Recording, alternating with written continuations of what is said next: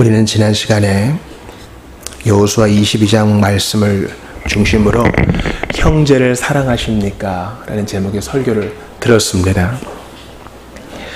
무엇보다 뜨겁게 사랑해야 한다는 성경 말씀도 외웠지요. 형제를 사랑한다는 것은 우리의 신앙생활과 뗄래야 뗄 수 없는 관계입니다. 왜냐하면 믿음으로 구원받은 사람은 반드시 열매가 드러나게 마련이거든요. 우리가 믿은 것이 형제사랑이라는 열매로 드러나지 않으면 우리 주님께서 열매 없는 무화과 나무를 저주하셨는데 그런 일이 우리에게 있을 겁니다. 형제사랑.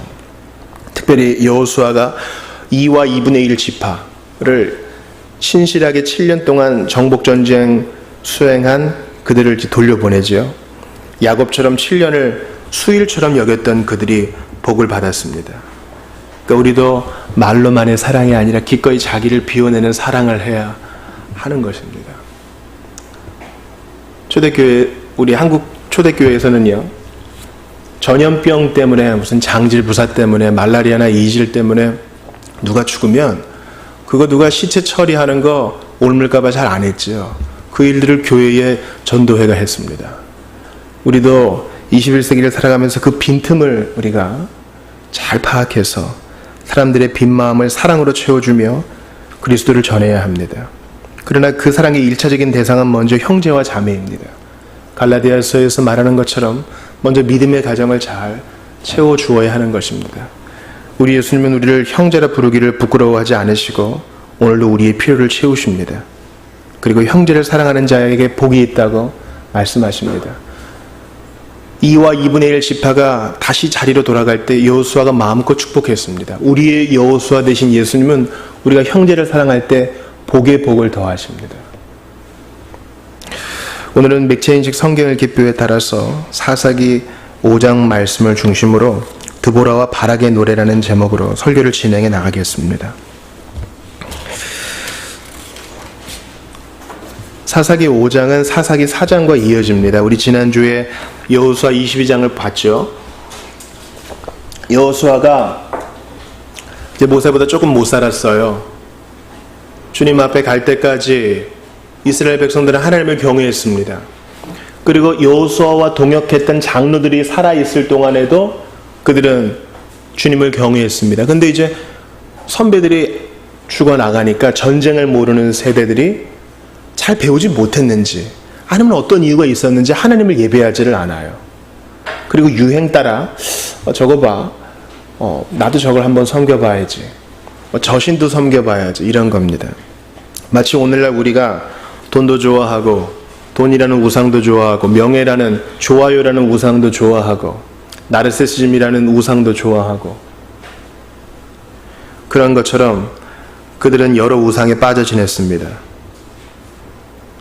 하나님은 그들을 채찍으로, 외세의 침입이라는 채찍으로 징계하셨고 그들이 부르짖자 주님은 사사를 세우셔서, 왕이 아닌 사사를 세우셔서 그들을 구원하셨습니다. 사사는 쩌지, 요즘은 이제 학교에서 아마 판사로 배울 거예요. 그래서 천주교 성경에서는 사사기를 판관기라고 부릅니다. 그러니까 여러분 책을 읽으시다가 뭐 판관, 사사 이렇게 나올 때 삼손과 같은 사사를 말하는 거구나, 그렇게 이해하시면 되겠습니다. 사사기는 바로 왕정시대가, 즉 사울로부터 시작된 왕정이 시작되기 전에 주님께서 정말 특별하게 부르신 자들을 통하여 허술해 보이지만 이스라엘을 구원하고 다스리는 일을 하시는 때의 일을 다루고 있습니다. 그러니까 주로 사사의 일은 재판하는 거예요. 오늘 우리가 사사 드보라를 보는데요, 드보라가 있는 나무 밑으로 와가지고 사람들이 재판을 받는 겁니다. 살면서 재판을 받는 일이 얼마나 중요해요. 구약성경을 읽어보세요. 우리 주님은 재판에 되게 민감하세요. 재판 되게 민감해 하신다고. 옳고 그름에 있어서 분명하게 딱 맺고 끊는 거, 분명한 판결을 내려주는 거, 주님은 되게 강조하세요. 우리 어린이 청소년 여러분들 하이레벨 교류원대 일문 외우시죠? 다음 독서 모임 때 한번 나와서 암송하신다니까 기대할게요. 살아서나 죽어서나 당신의 유일한 위로는 무엇입니까? 살아서나 죽어서나 나의 유일한 위로는 나는 나의 것이 아니요 나의 신실하신 구주 예수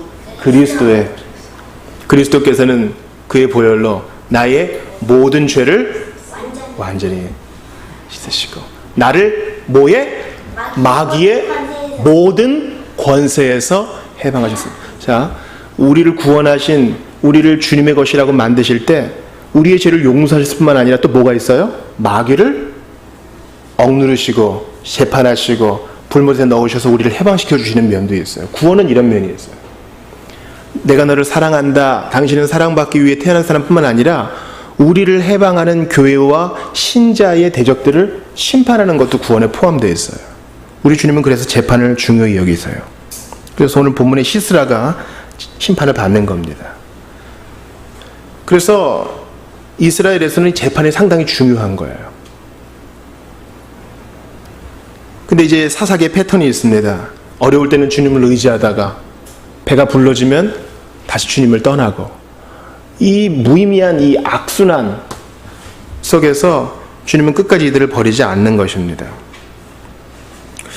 저는 이 사사기 5장, 특별히 4장이면 좀 편할 텐데 5장의 이 드보라 바락의 노래를 통해서 뭘 할 수 있을까 한 주간 붙들고 있다가 참 보배들을 많이 얻었습니다. 그것을 여러분과 짧게 좀 나누고 싶은 것입니다. 첫 번째는 이 페미니즘에 대한 것입니다. 오늘 본문 5장 1절을 보세요. 같이 읽어볼게요. 5장 1절 시작. 이날에 드보라와 아비노함의 아들 바락이 노래하여 이르되. 자, 드보라의 노래가 아니라 드보라와 바락의 노래입니다. 그런데 이 히브리어 성경에 보면은 이 노래하다가 여성형이에요. 그러므로 드보라의 노래라고 해도 상관없습니다. 드보라는 사사요 여선지자고 바락은 바로 군대를 이끄는 지휘관입니다. 또 7절도 보세요. 이스라엘에는 마을 사람들이 그쳤으니, 왜냐면 이제 이들에게 외세에 지금 눌려있기 때문이죠. 나 드보라가 일어나 이스라엘의 어머니가 되기까지 그쳤도다.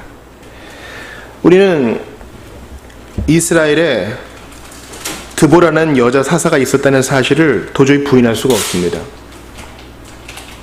그리고 이것을 통해서 교회의 지도자의 역할로 여성이 설 수 있으면 우리는 인정하는 바입니다. 근데 어떤 이들은 이것을 가지고 드보라가 사사가 된 것은 원칙은 아니고 예외이다. 그러므로 예외가 원칙이 될 수 없다. 그렇게 얘기합니다. 이것은 상당히 중요한 문제고 길게 논의해야 될 문제이기 때문에 짧게 넘어가겠습니다. 성경은 무조건적인 페미니즘을 옹호하지 않고요. 여성의 역할과 남성의 역할이 분명히 있다고 얘기합니다. 그런데 오죽하면 하나님께서 이 사사 드보라를 세우셔서 여선지자 드보라를 세우셔서 이스라엘 백성을 구하셨겠어요. 그만큼 비상 상황이고 그녀가 또 헌신되어 있다는 증거이기도 합니다. 여러분, 베베가 로마서를 전달하지 않았으면 우리가 그 편지를 어떻게 오늘까지 볼 수 있었겠어요? 바울이 열거하는 수많은 믿음의 동역자들 중에 여성이 얼마나 많이 있어요. 참된 복음을 알지 못하였을 때 그를 찾아간 성도들도 헌신된 부인이 주도적인 역할을 감당했습니다. 그러므로 우리는 여성도 드보라처럼 지도자의 위치에 설 수 있음을 인정해야 되고, 이것이 설사 예외라고 해도 거기에 너무 분기해서는 안 됩니다. 하나님은 모든 것들을 사용하셔서 교회를 다스리시고 세상을 통치하시기에 우리는 헛된 망령에 사로잡혀서 꼰대 노릇을 해서는 안 되는 것입니다. 어떤 남성들은 그런 얘기를 해요. 그래도 하나님께서 남성을 머리로 세우지 않았느냐. 맞는 말입니다. 맞는 말이에요. 그리고 여성에게 남성이 하는 일에 복종하라고 에베소서에서 말한 것도 사실입니다. 그런데 반면에 남성에게 요구하는 게 있어요. 뭐를 요구합니까? 바로 주께서, 그리스도께서 교회를 위하여 자신을 주신 같이 너도 여성을, 너의 부인을 그렇게 사랑하라, 그렇게 얘기합니다. 자, 보세요. 신랑 되신 예수님이 신부된 교회를 자신을 주신 같이 사랑하십니다. 남성들도 그렇게 하라고 말씀하세요. 자, 표현을 기억하셔야 돼요. 그리스도께서 교회를 억누르심 같이가 아니고, 그리스도께서, 신랑 되신 그리스도께서 신부된 교회를 다스리심 같이가 아니라, 신랑 되신 예수께서 신부된 교회를 사랑하시고 그를 위해 자신을 주신 같이 남성도 그렇게 하라고 말합니다. 이 균형을 잘 기억해야 돼요. 여성은 복종해야 됩니다. 남성은 그리스도께서 하신 것처럼 자신을 주고 사랑해야 합니다. 이것이 균형입니다. 누가 더 높고 누가 더 낮음이 없습니다. 하나님께서는 생긴 대로 부르셨고 남자와 여자의 연합을 통해 온전한 사람을 이루기를 원하셨습니다. 그러므로 오늘 본문을 그대로 받아들이십시오. 하나님께서 남성을 머리를 세우셔서 지도자로 세우셨으면 인정하세요. 그러나 특별한 때에 또 어떠한 때에 우리가 알지 못하는 배경 속에서 신실한 여성을 지도자로 세우셨다면 그 권위에 순종하셔야 됩니다. 만약에 그렇게 하지 않으면 우리가 하나님보다 똑똑하고 지혜롭다는 것을 반증하는 교만일 것입니다. 이 얘기는 깊이 하지 않겠습니다. 두 번째는 형제 사랑입니다. 지난주와 같은 맥락인 것입니다. 자, 지금 시스라가 철병거 900대를 이끄는 시스라가 이제 20년 동안 이스라엘을 통치했습니다. 근데 백성들이 부르짖으니까 하나님이 드보라와 바락을 세우셨습니다. 이때 누가 힘을 모았는지 한번 보시죠. 자, 오늘 본문의 13절을 먼저 같이 읽어볼게요. 13절 같이 읽어볼게요. 시작. 그때에 남은 귀인과 백성이 내려왔고 여호와께서 나를 위하여 용사를 치시려고 내려오셨. 거기에 남은의 밑줄 치세요. 남은. 많은 사람들이 다 도망갔어요. 나는 괜히 엄한 싸움에 끼어들고 싶지 않아. 저도 참 잘못하는 건데요. 애들한테 뭐라고 가르쳐요? 길거리에서 누가 싸울 때는 괜히 끼지 마. 너까지 연루되면 복잡해진다. 옳은 말이기도 하지만 한편으로 비겁한 것이기도 하죠. 대부분 다 수수방관하고 있을 때 남은 자들이 이 전쟁에 참여하는 것입니다. 또 이 전쟁에 참여한 자들이 있습니다. 18절을 남성들만 읽어볼게요. 18절 남자들만 시작. 수불로는 죽음을 무릅쓰고 목숨을 아끼지 아니한 백성이요 납달리도 들의 높은 곳에서 그러하도다. 예. 14절에 보니까 에브라임에서도 베냐민에서도 마길에서도, 마길은 이제 므낫세 지파 중에 일부입니다. 그들이 왔고 스불론도 납달리도 왔습니다. 멀리서 와주었어요. 그런데 오지 않은 사람들이 있어요. 자, 오지 않은 사람들이 누가 있는지 여성들만 17절 읽어볼게요. 시작. 길르앗은 요단강 저쪽에 거주하며 다는 배에 머무름이 어찌 됨이냐. 아셀은 해변에 앉으며 자기 항만에 거주하도다. 길르앗은 우리가 지난주에 복을 받은 두 지파 반이 사는 곳이거든요.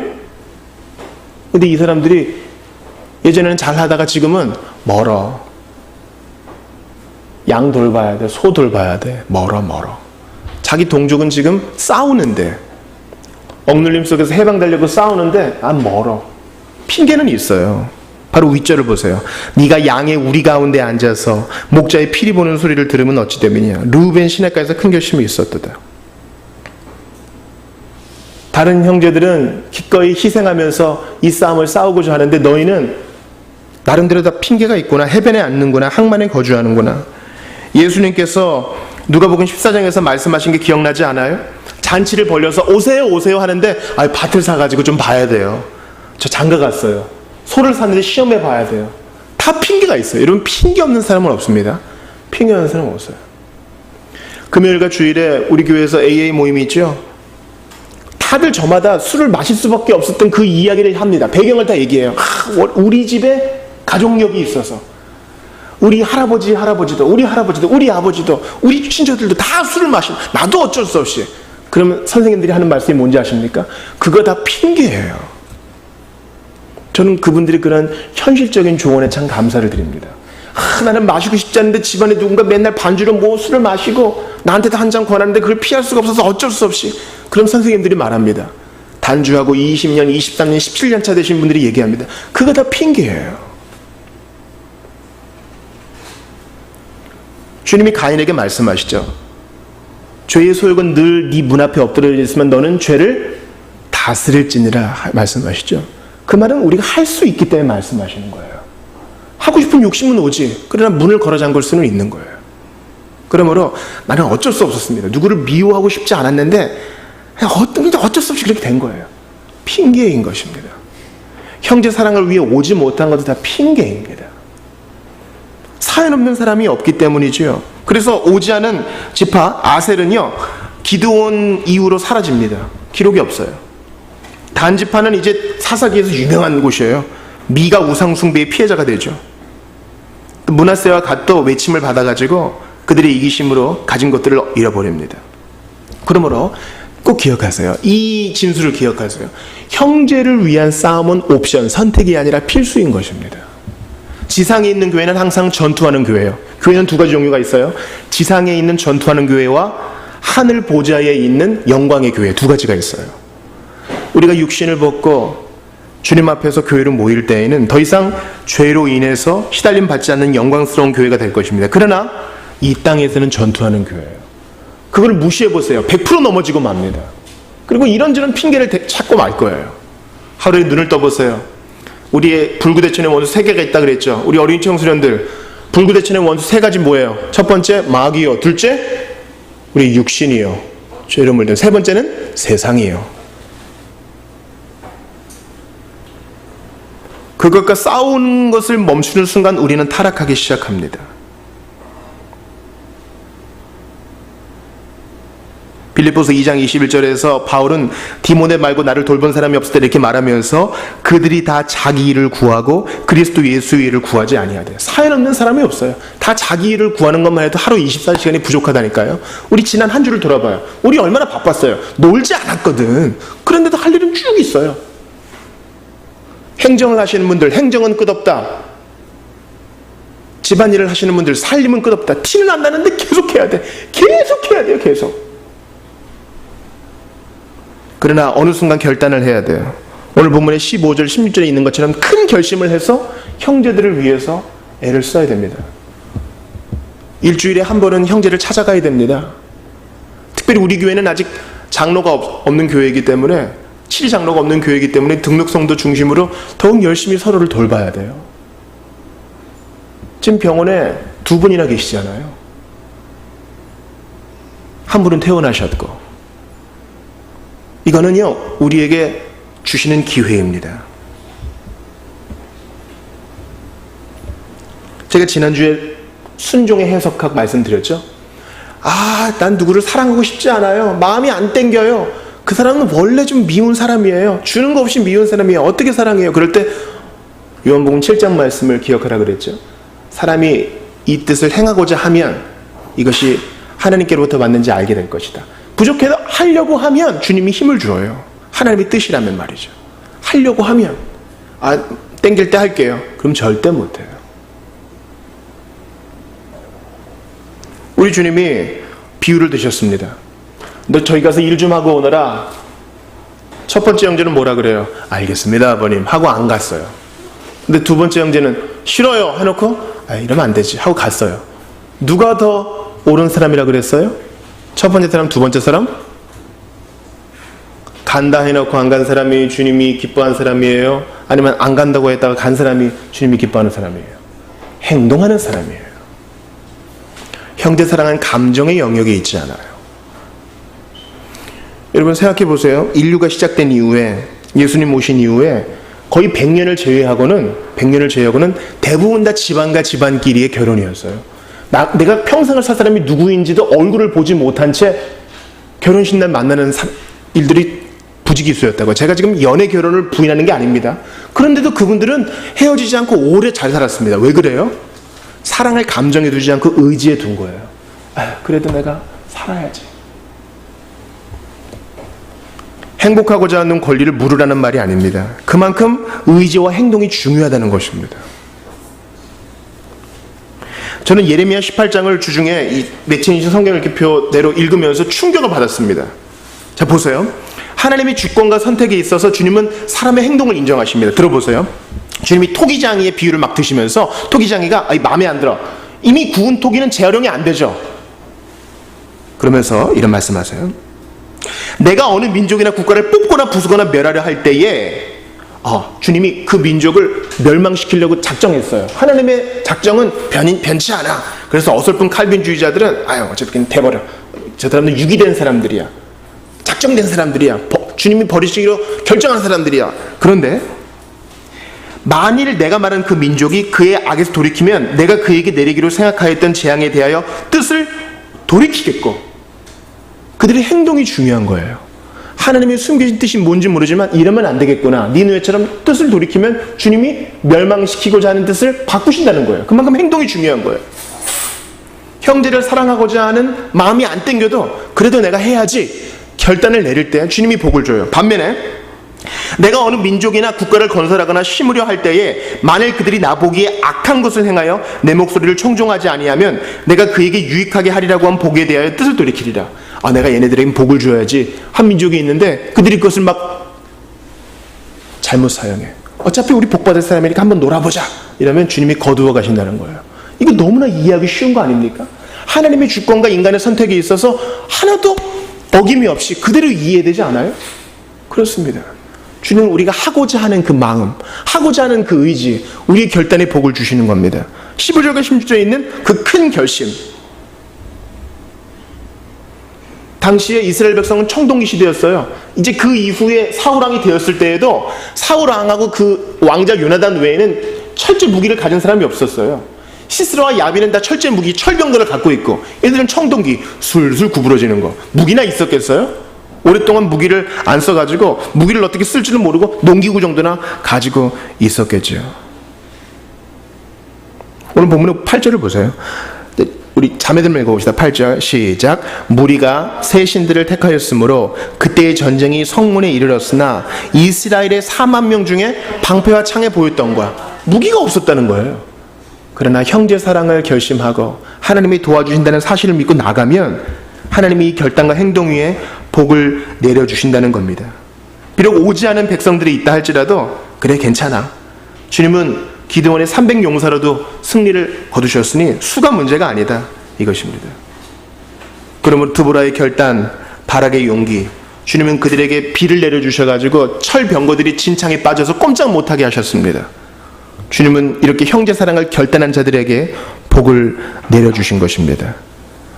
주님이 어떻게 복을 내려주셨어요? 자, 다 같이 21절을 읽어봐요. 21절 시작. 기손강은 그 무리를 표류시켰으니 이 기손강은 옛강이라 내 영혼아 내가 힘있는 자를 밟았도다. 그렇습니다.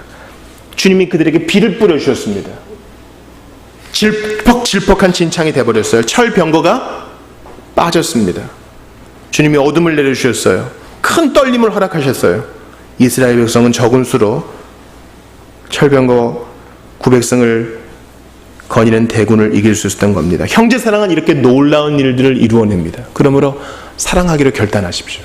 지난주와 마찬가지로 여러분께 권합니다. 사랑하기로 결단하세요.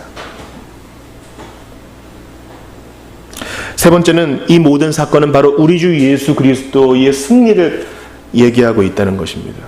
여러분 오늘 본문에 보니까 좀 잔인해 보이는 내용이 나오죠. 자, 26절 보세요. 헤벨의 아내 야엘의 장막에 병거를 버리고 마차를 버리고 도망온 시스락 장군이 있습니다. 그가 야엘을 보면서 목말라, 물 좀 다오, 먹을 것 좀 다오 이래요. 물 때문에 망했거든요. 근데 그 물이 많은데 마실 물은 없었어. 물을 달라 그러니까 야엘이 우유를 줍니다. 엉긴 우유. 여러분 잠 안 올 때 따뜻한 우유를 마시면 잠이 온다면서요? 야엘은 재우려고 작정을 한 거예요. 그때 26절 같이 읽어볼게요. 시작. 손으로 장막 말뚝을 잡으며 오른손에 일꾼들의 방망이를 들고 시스라를 쳐서 그의 머리를 뚫되 곧 그의 관자놀이를 꿰뚫었도다.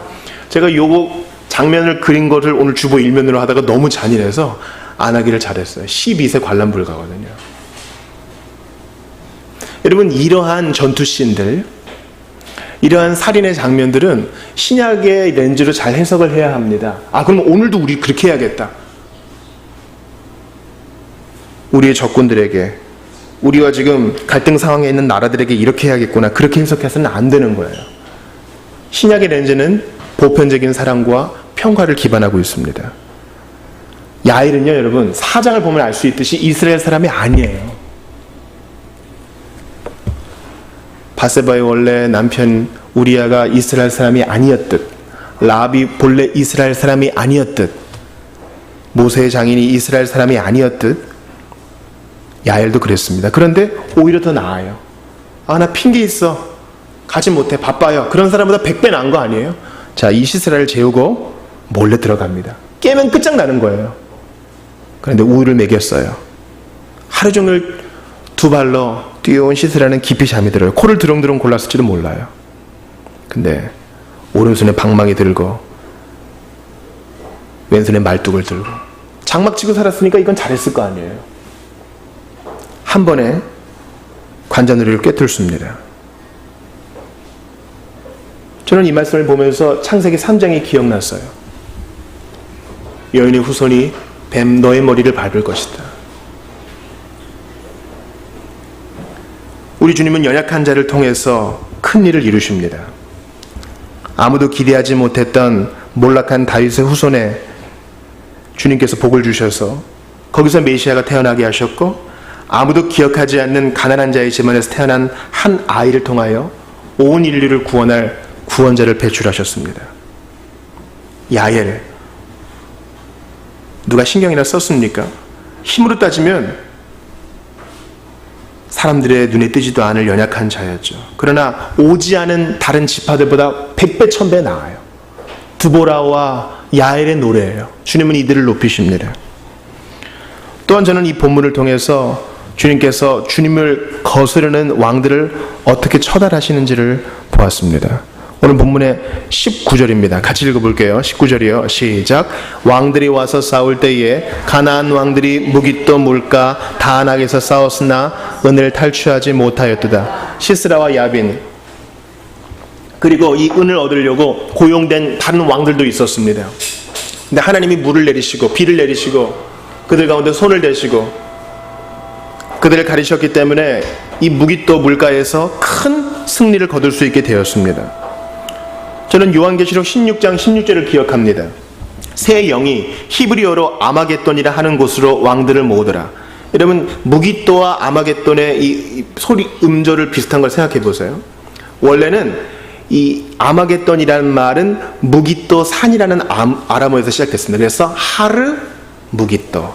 근데 이게 발음의 편리를 위해서 아르 무깃도 아마겟돈이로 바꾼 겁니다. 하와가 입으로 변한 것과 같은 원리죠.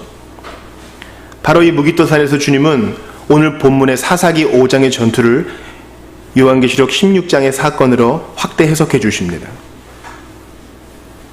사사기 5장에서 뭇 왕들이 이스라엘에 참패했던 것처럼 주님은 마지막 날에 주님을 대적하는 왕들을 아마겟돈에서 모두 무찌르시고 원수를 무찌르시고 우리에게 참된 자유와 해방을 허락해 주실 것입니다. 하나님의 위대한 승리, 어린 양 예수 그리스도의 승리인 것입니다. 사랑하는 여러분, 우리 주님은요, 야엘과 같은 존재셨어요. 너무 마르고 제대로 드시지 못했고, 건장한 장년이라면 하루 정도 십자가에 매달릴 수 있었을 텐데 6시간 만에 죽을 수밖에 없었던 연약한 몸, 그분은 야엘과 같은 분이셨어요. 사람들이 주목해보지 않는 연약함을 가진 어린 양이셨습니다. 우리 구주 예수 그리스도는 드보라와 같이 사람들이 눈에 띄는 사람은 아니었어요. 잘생긴 것도 없고 풍모도 없었다. 사람들이 그를 귀히 여기지 않았다 그랬어요. 그러나 기대하지 않은 곳에서 주님은 이렇게 연약한 자를 통해 큰 일을 이루십니다. 오늘 보면 24절 보세요. 겐 사람 헤벨의 아내 야엘은 이스라엘 사람 아니잖아요. 야엘은 다른 여인들보다 복을 받을 것이니 장막에 있는 여인들보다 더욱 복을 받을 것이로다. 그렇습니다.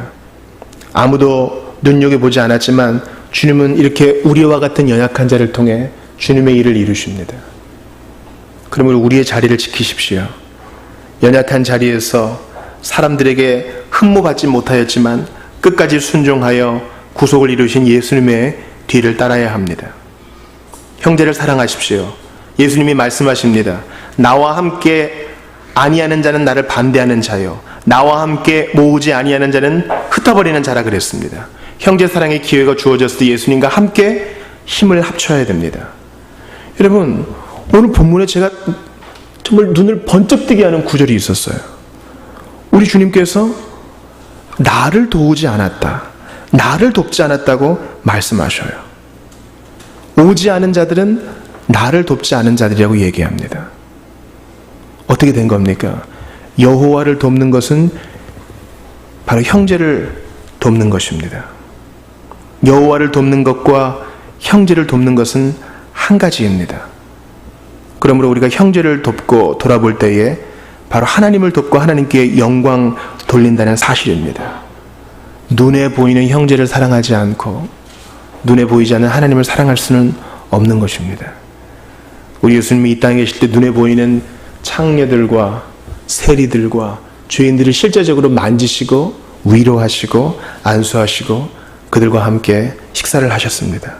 기억하세요. 여호와를 돕는 것은 형제를 돕는 것이요, 눈에 보이는 형제를 돕는 것은 하나님께 영광을 돌리는 것입니다. 주님은 가장 작은 우리를 도우셨습니다. 우리를 형제라 부르시고 우리의 필요를 채우셨습니다. 23절을 보고 오늘 설교를 마칩니다. 여호와의 사자의 말씀에 메로스를 저주하라.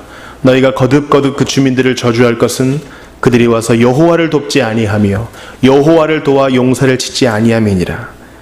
형제를 돕지 않는 것은 여호와를 돕지 않는 것입니다. 우리도 눈에 보이는 형제를 사랑함으로 주님께 복받는 자들이 되기를 원합니다. 연약한 우리를 도우신 예수 그리스도를 찬양합니다. 같이 기도합시다. 우리 한번 같이 눈을 감고요, 오늘 본문 말씀을 붙들고 기도합시다. 드보라와 바락의 노래라는 제목으로 설교를 들었어요. 우리에게 세워주신 리더십이 어떤 사람이건 성별에 상관없이 존중하고 섬기게 하옵소서. 또한 우리의 형제 사랑은 바로 여호와를 돕는 것이라 했으니 귀찮고 할 일이 많고 핑계가 많아도 나를 버리고 주님의 뒤를 따라가 기꺼이 필요를 채워줄 수 있도록 주님이 그럴 때 복을 주시겠다고 하셨습니다. 마지막으로 오늘 본문의 사건은 무기또에서 놀라운 승리를 얻으신 우리 주님의 승리를 알려줍니다. 야엘의 순종을 통하여, 드보라의 순종을 통하여, 연약한 자의 순종을 통하여 큰 일을 이루시는 주님, 제가 여기 있습니다. 저를 사용해 주십시오.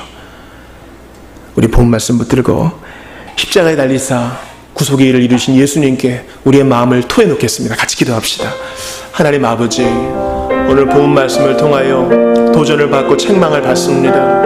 너무 이기적이었습니다. 너무 제멋대로였습니다. 아버지 하나님, 나의 이기심을 내어버리고 환대의 정신으로 무장하여 주님을 잘 섬길 수 있게 하여 주시옵소서.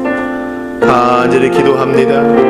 현대의 개인주의와 이기주의 사이에서 형제를 돌보는 돌봄의 정신, 환대의 미학이 아름답게 펼쳐져서 예수 믿는 향기가 널리 펼쳐가게 하옵소서. 우리 주님, 연약한 자를 통하여 이 일을 이루셨으니 우리 주님도 연약함에 쌓여서 이 일을 이루셨으니 우리도 주님의 편에 서서 기꺼이 여호와를 위해 싸우게 하옵소서.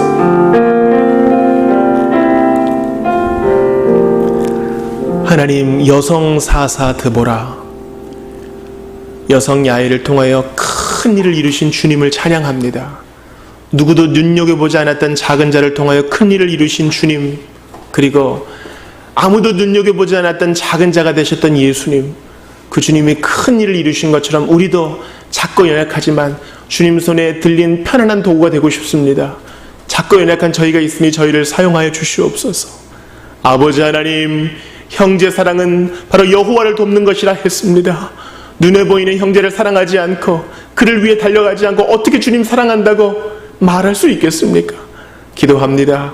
이 더위 속에서도 형제 사랑이 실천되어 예수 믿는 향기가 널리 퍼져가게 하여 주시고 우리의 완악한 이기주의, 완악한 개인주의를 십자가의 보혈로 치료하여 주시옵소서. 가장 먼 거리, 하늘 보좌에서 이 땅이라는 가장 먼 거리를 스스럼 없이 몸소 오셔서 우리를 사랑하신 주님을 찬양합니다. 예수님 이름으로 기도하옵나이다. 아멘.